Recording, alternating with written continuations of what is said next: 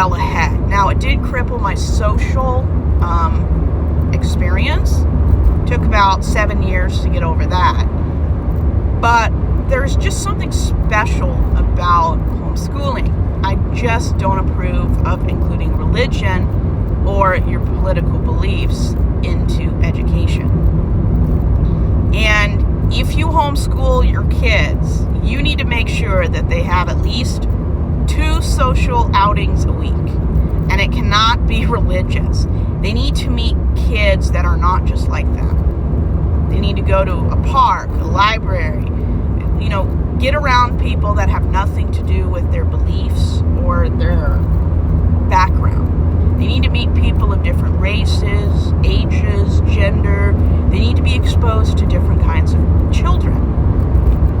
And when the only outings of social outings you get is religious, it extremely cripples your social ability to adapt and just exist in a social environment. When you're not used to being around anyone that isn't Christian and fundamentalist, it's hard to cope. And it will affect your jobs, your ability to get into a good school. If you're not socially adaptable and comfortable in your own skin, it's going to be really, really hard to impress your employer on the day you go for a job interview. So I do love how homeschooling propels kids to be in a better, higher performance group. I just don't like the religious part or how it can affect your social progression.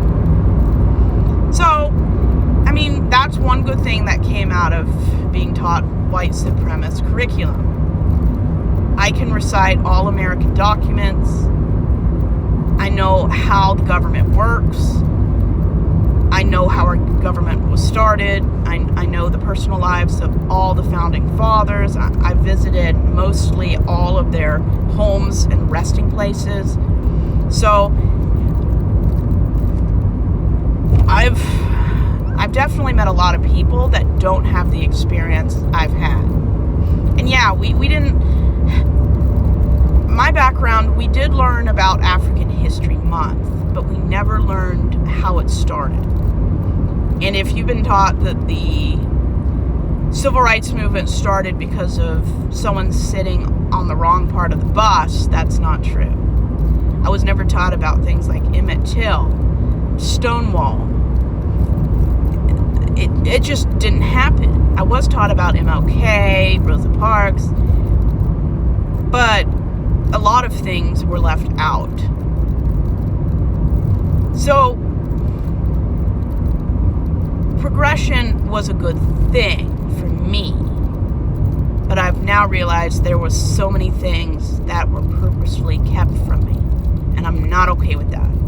Erasing non-straight people, erasing why the civil rights movement started because of a murder, and just erasing and canonizing people that are just awful human beings.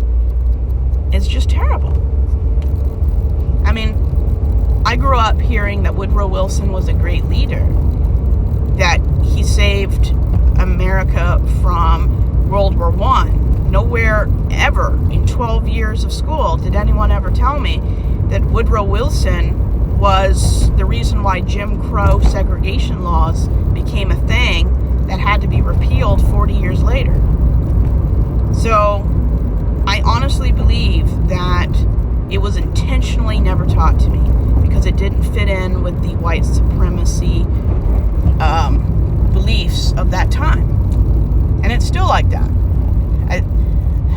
I forget what the guy's name is, but in one of these videos, I'll find out. The guy who came up with Abeka homeschooling has kind of been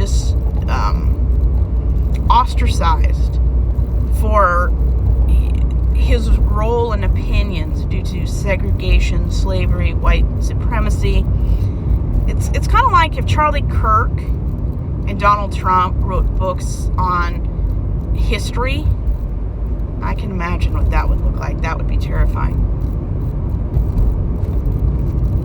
And it's kind of sad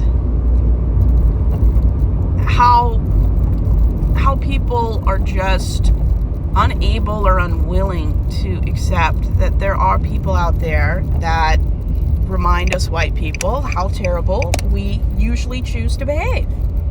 And that's not a critique on all white people, but it's a lot of them.